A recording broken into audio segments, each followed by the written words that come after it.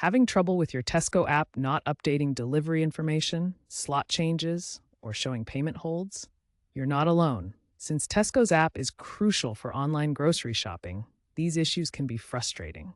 First, ensure you're on the latest version of the app, 5.8.2 or newer, released around September 2025. Start with the basics. Force close the app and reopen it. Then, check your internet connection. A weak signal can prevent updates. If that doesn't work, try clearing the app's cache in your phone's settings.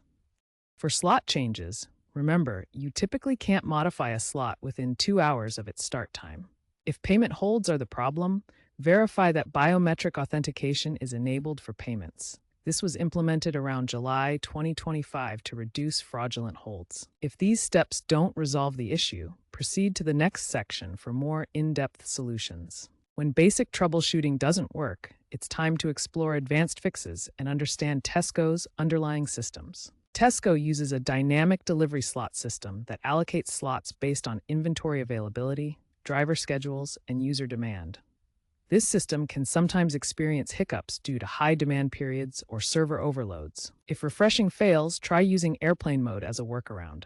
Toggle it on for a few seconds, then off, to force the app to reconnect and refresh data.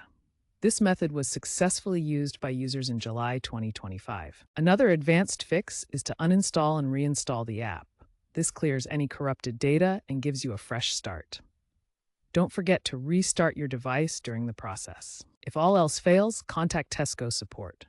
They've implemented an AI-powered chatbot that automatically handles 70% of customer queries, making support faster and more efficient. Tesco is continuously improving the app with AI integration for better slot allocation and sustainable delivery options, which should reduce these issues over time.